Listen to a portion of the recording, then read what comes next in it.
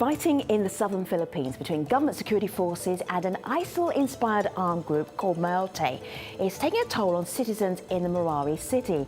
Now, around 80,000 people have fled the city, but who exactly are the Maote? We'll try to answer that during today's program, but first, we have this latest report on the rescue operation from Marawi City, where our correspondent has been embedded with government forces. We are on our way with a rescue team to a place called Bangon, a critical battleground in the heart of Marawi City. They're in a hurry. 5 people need to be moved from their homes, and snipers are around. Now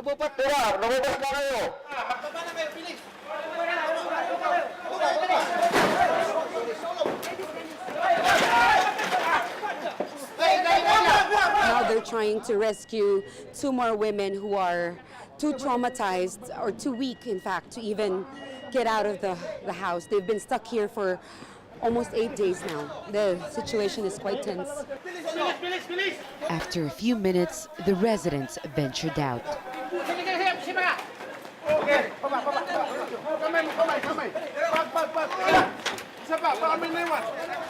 Then we are off to a second location.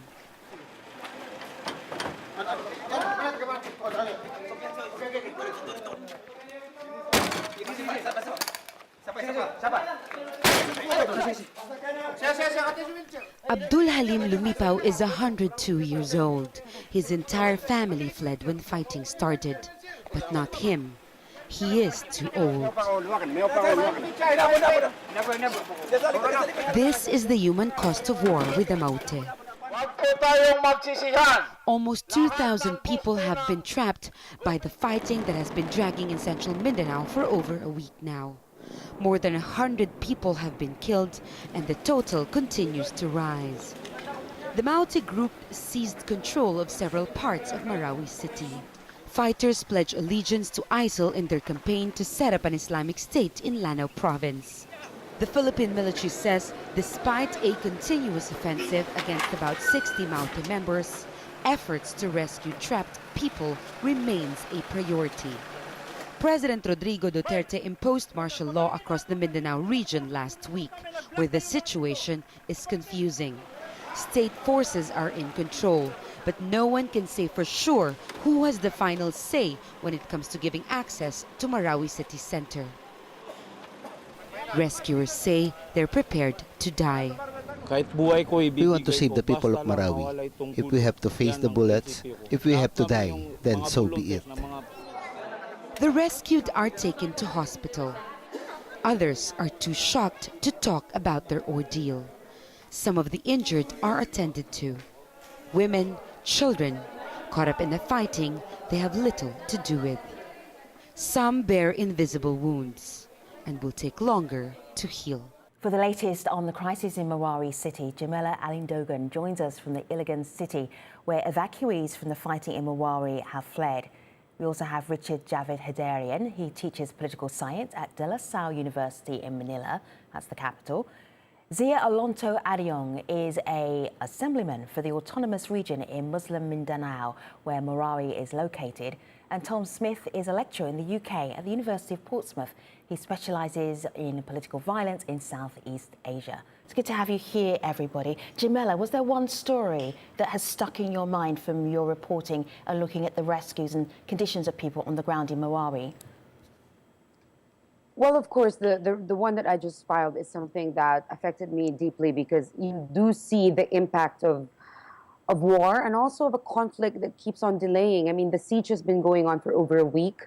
The military claims that they do have 90% control of the areas in Marawi, but then there are still hundreds of people still trapped. And then when you see their situation when they haven't eaten for days and they're living trauma, and there's one girl, Fatima, in that first video, and she jumped and she just let go.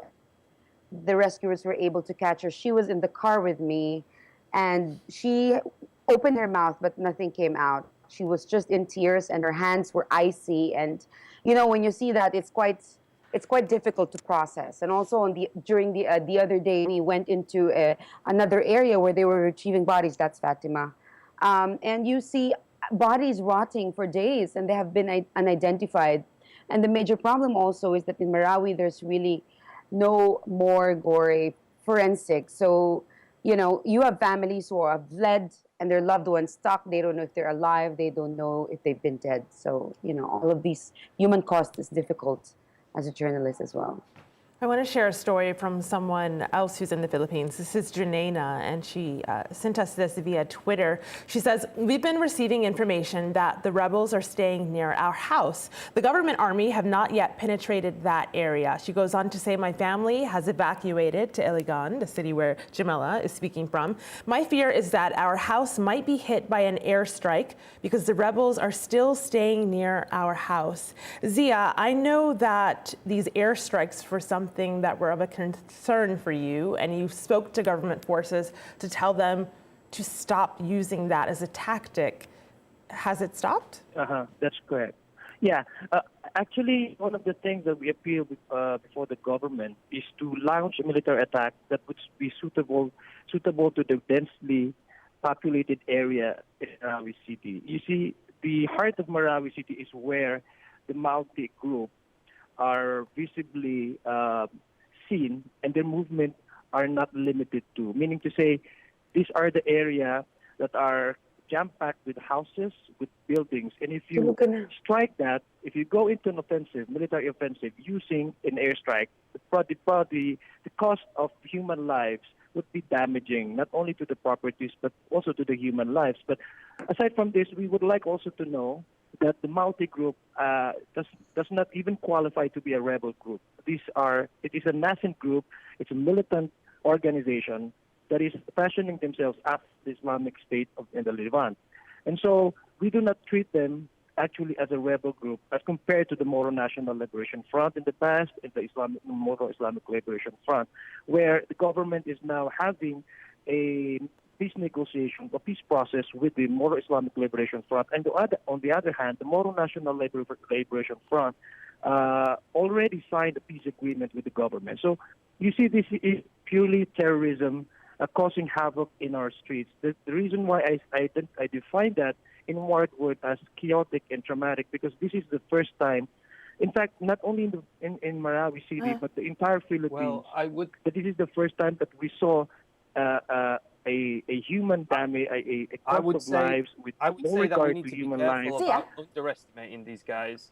I mean, they've taken hold of a city of 200,000 people. Regular population is obviously going to be much reduced in the future, and depending on the damage that Marawi has suffered. But by effectively the Malti joining up with the Abu Sayyaf and maybe other militant groups, even though we thought these guys only had a couple of hundred strong, they're the amount of impact they can have in an urban environment has obviously caught the military and security forces napping somewhat.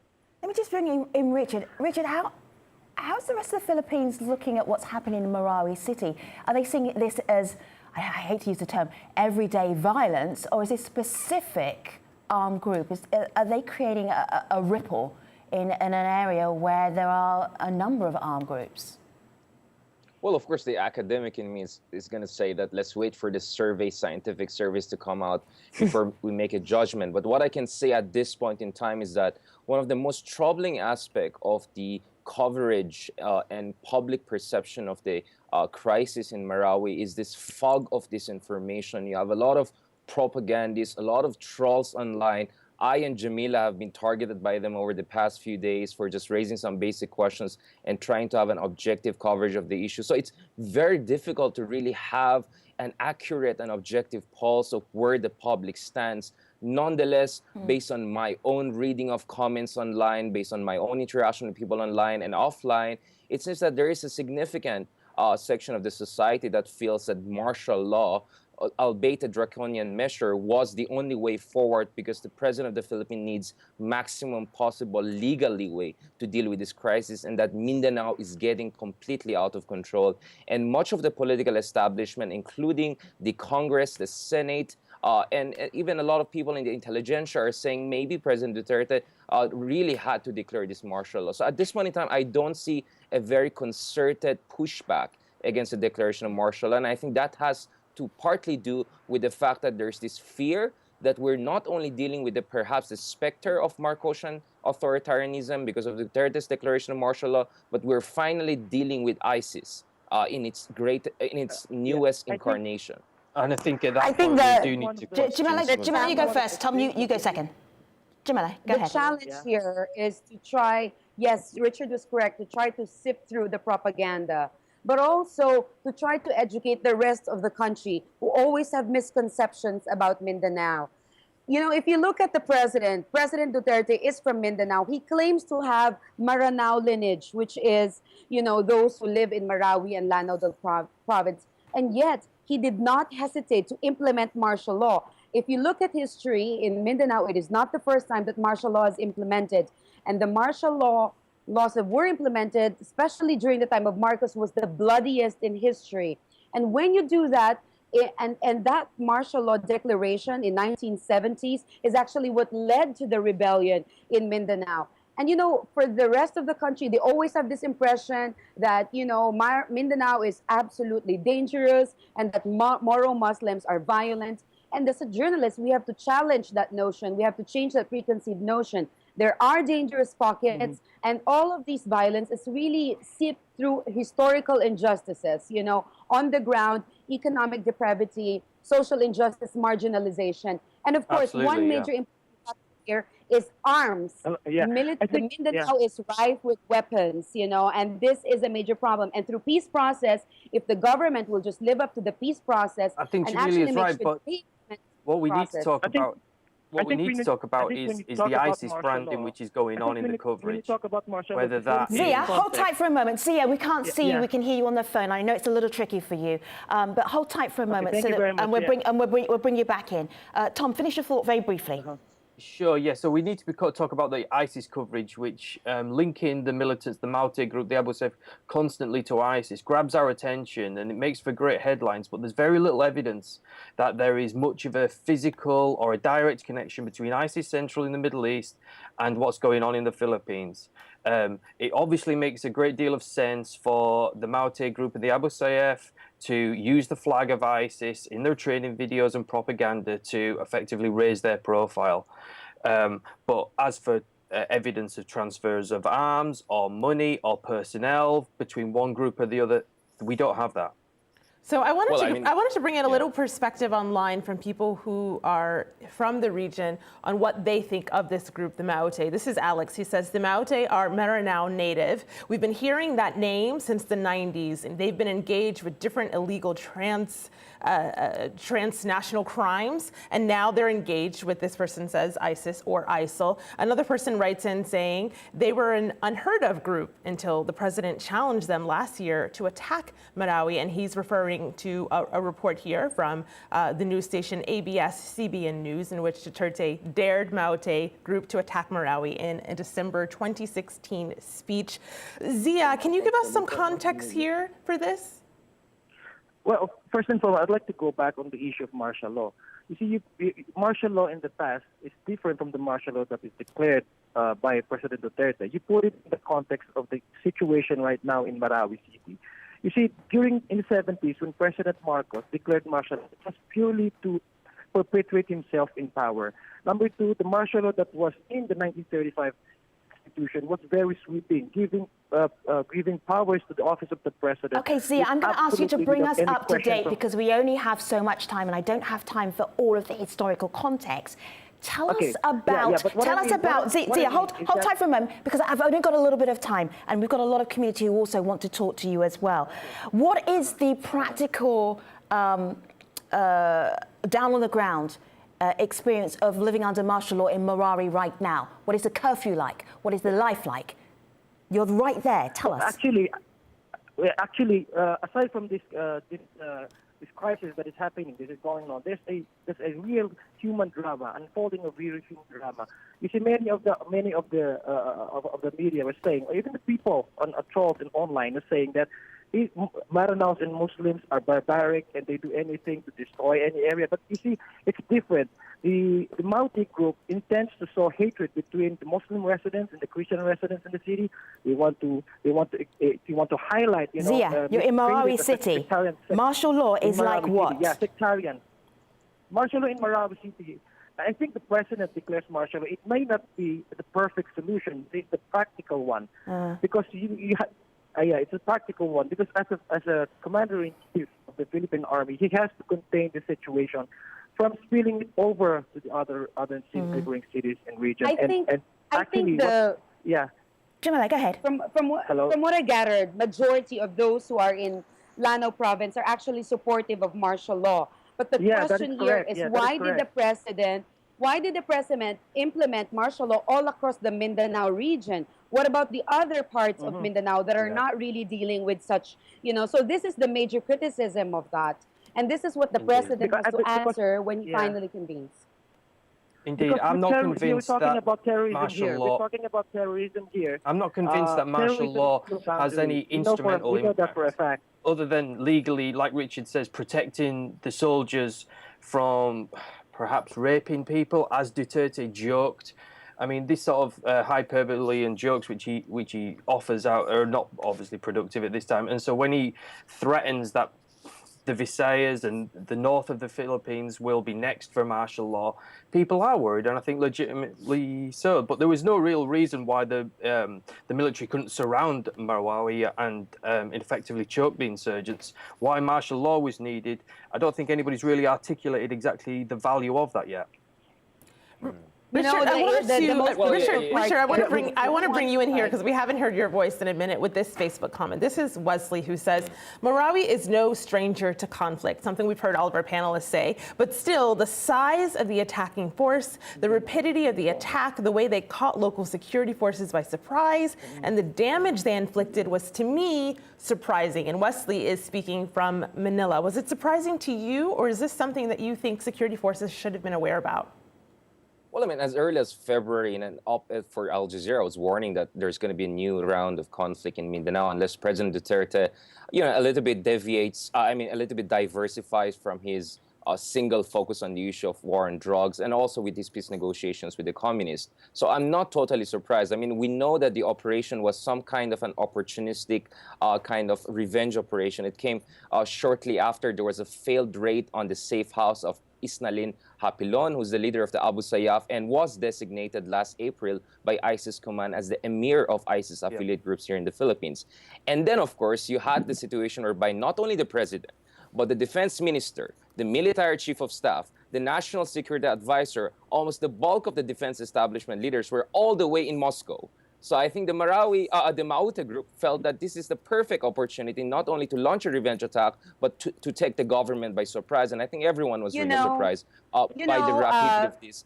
Jamila, go ahead. I am not at all surprised about the martial law declaration. From my coverage of Mindanao since last year, we've been hearing this, and even my sources were saying that some areas have been configured for martial law declaration. That it happened in Lanao province was just a little bit. That was what was quite surprising. Although we know that there has always been threat with the Maute. They battled the Maute last year several times. The military already claimed that they have managed to defeat them, and now they came back stronger. So it's always a security issue. Jamila, yes. I want to play something. This is you embedded with government troops a few days ago. Have a look at this. I want to ask you something very specific about the Maute. Have a look. We traveled to the heart of Marawi. Its streets have now become a battleground. We're now embedded with state forces as they get to one of those areas cleared and recently recovered by the Philippine military. Even if the areas are mostly cleared, there are still snipers positioned everywhere. So we're told to basically walk briskly, but also prepared to run if we have to. We just had a little encounter here. Jamila, we boldly promised our audience that we would explain who the Maute are as a group. What do they want? Can you help us do that? Well, basically, they started as a sort of, they come from, Maute is a last name of a powerful political clan in Lanao province. And initially, they started as a militia, but these two brothers have been educated in the Middle East. And just like any other rebel leader or leader of an armed group in the Philippines, that studied abroad, they came back with very different notions. The threat of the Maute has been discussed as early as 2013. I remembered going there in Mindanao early 2014, and somebody told me that there's this small little group of young people trying to imitate ISIS and that the military was in denial for so long. One of the major reasons back then, during the time of President Aquino, was that the peace process with the MILF was the priority. And to actually bring about a threat of an ISIS little group might mean scaling back on the socio-economic plans of this part of the province. So we saw this grew to a bit more radical. But what really, I think, from my observation, what really made it grow was the alliance with the Abu Sayyaf, especially the one from Basilan, another outlying island in the southern Philippines. And that really brought in the influence after they pledged allegiance. And this is a major issue. What we're hearing on the ground from locals who have access to Maute is that there is infighting within the Maute, because although it may have been started by the Maranao clan or tribe, they have now been outnumbered by those coming from other tribes who have different experiences when it comes to combat, who are wreaking havoc in an area that's not entirely their own hometown. So we're seeing that conflict again, going back to a tribal conflict. Yes, Femi. Well, how that havoc is playing out for people on the ground is what we're seeing. This is Amina, who wrote this Facebook post saying, most people in Marawi don't have a car. My sister, who lives in Iligan, worked hard to find a car for hire. She took it to Marawi, but only 10 of my family members were able to get in the car, and they were packed like sardines. My niece was left behind, and I asked her, why her and not her brother? My sister said because the Maute are forcing teenage boys to carry arms for them. So Zia, we hear this allegation of child soldiers, and of course it's something that Jamila has also covered on the network. But what happens for the people who are left behind? What comes next for this person's niece who is still in Marawi? Yeah, after once the military declares the area, because there's only 15% of the area that has to be penetrated by the military to occupy this area. These areas are identified to have a high visibility of Maute. So once the Philippine Army, the AFP, recovers this area, that's the time that we will be able to get into this area and then rescue those residents that are trapped in these areas. They are amounted to about 2,000 residents trapped inside these areas. But as to the area, as to the whole of Marawi City, those that have declared safe by the Philippine military, all the residents have already transported to Iligan City to safety, and most of them are now housed in evacuation centers. Most of them are living now with their kids and their relatives in Iligan City, in Cagayan de Oro City. So you see, when we talk about martial law, we put it in this context. You see, this terrorism knows boundaries, and I believe President Duterte, it might not be perfect, I said, it might be a radical action, but if you put it into this context, terrorism knows boundaries, and the fear that this crisis might spill over to other areas is actually a paramount concern. But isn't the conflict also Commander-in-Chief of the Philippine Army to avoid any kind of incident that may happen? No? And isn't the conflict also based on the clan-based warfare and the overlapping clans and relationships that are inherently violent in Mindanao and other regions of the Philippines, which needs addressing? The poverty, which was just discussed in that Facebook post, which is now causing all sorts of problems as the siege continues, is one of the root causes. The systemic levels of poverty and corruption are the problems which need to be tackled. Now, Duterte has a policy of federalism to federalize the country, but that, in essence, could risk making these local warlords even more powerful and legitimizing them. I want to get back to where we started. This is Amo Rigo on Facebook. This post actually went viral where locals were actually helping people who were fleeing from Marawi City and offering them free water, free food, and helping rescue them as much as they were able to. Malika, where do you want to leave us before we go online? A sad human story. This is Kay Mambue, who says, I'm 3 hours away from Marawi. We have families there. A lot of civilians will not have a home after this. It's either burned by the terrorists, as she says, or destroyed by air raids. Now, that's all the time we have right now, but I'm taking our guests online. To join our conversation in our post show, you need to go to stream.aljazeera.com. We will see you there. Jamila, Richard, Zia, Tom, see you in a moment. Thanks for watching, everybody.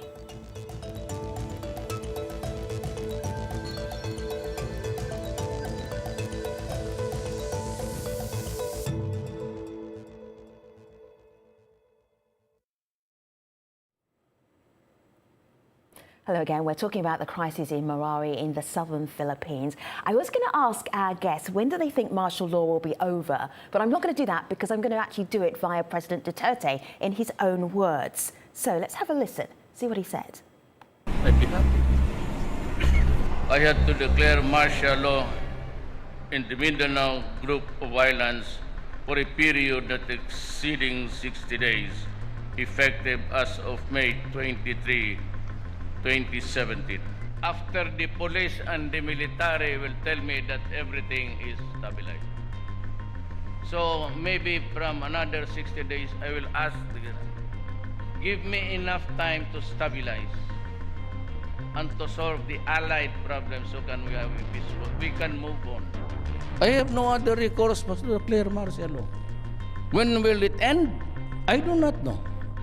Hanggang hindi sinabi ng police pati armed forces na safe na ang Philippines. This So when I got 60 days until things are stable, until things are safe, I don't know.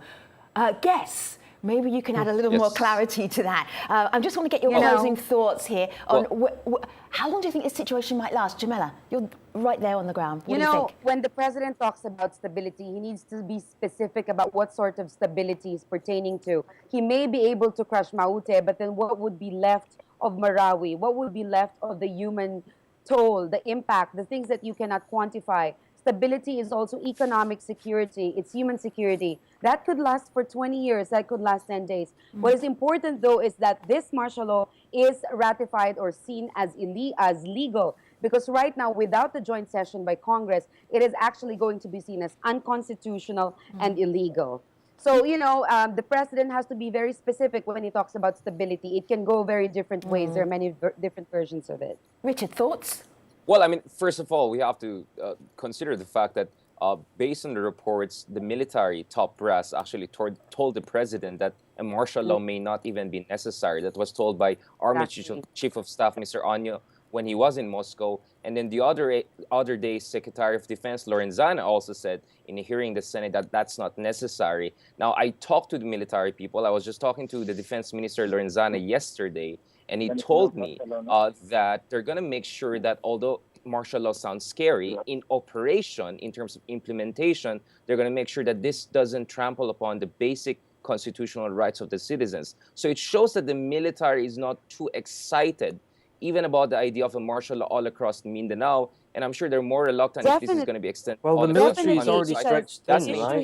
Exactly. Tom is correct about that. The military is already stretched very fronts. thin. They're fighting on a number of fronts.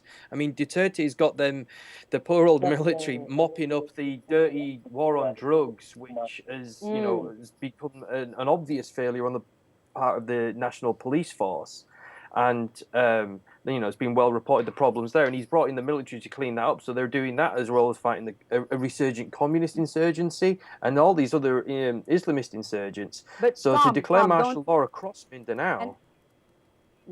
The other issue is that if they're so focused on internal security, what happens to improving defense security externally with the threat of China doing incursions in the South China Sea? Nobody knows what's happening there now. Most of the resources have been focused in Lanao, and nobody knows how long. So it's actually going to be bad for the military in the long run because they're stretched and they're battling so many fronts. So Tom is completely correct about that. All right, so let me just bring in Zia here, guests. Hold tight for a moment. Let me just bring in Zia here. Zia, there's something that I noticed on your Twitter timeline, and it says here, let it be known that Muslim residents remain in their homes despite airstrikes, choosing danger than leaving their Christian employees behind. This is not something that we got to in the main show, Zia, but you found it important enough to share it with people who were following you. Why? Yeah, it's a remarkable story. It's actually what I've said earlier. It's unfolding. What we're witnessing here is an unfolding of a human drama. You see, many Muslims here do not want to leave the Christians behind. Actually, it's contrary to what the ISIS or the Maute wants to create. Like, they want to make it as a sectarian conflict. But contrary to that, as opposed to what they want, the Mindanao people, the Muslims residents in the city, actually showed the opposite of what the Maute really want. and they even show to the world that only through religion, the religion of peace, Islam and Christianity, is actually the common denominator that puts people to believe in human dignity. And it's actually a human drama, because you see a lot of Muslim residents here in the city protecting the Christians. I think more for the argument than for social cohesion. Tom, hold tight a minute. And then return back here. And then return back here to Marawi because they couldn't afford to leave the Christians behind. So that is actually one of the remarkable things that that we see right now. Contrary also to many of the things that I've said, that Muslims in the Philippines, the Mindanao people are barbaric, and it's actually an anathema of that kind of stigma. So you see, many people here, do declare that they want to have peace in our area, and the only thing for us to ensure peace is really for the president to do whatever he takes in order to minimize and contain this crisis that is happening right now. As I've said, the multi-group is different from the two moral fronts because, number one, they don't have the legal cause, they don't have the advocacy to begin with. These are purely terrorist activity, terrorist militant groups who are fashioning themselves after the Islamic State and the Levant. So the only way for the this kind of proves to me that. Okay, Zia, Tom wants to respond. Give me a moment, because I want you to actually have that conversation together. I'm almost at the end of the show, so Tom, be brief. Go ahead.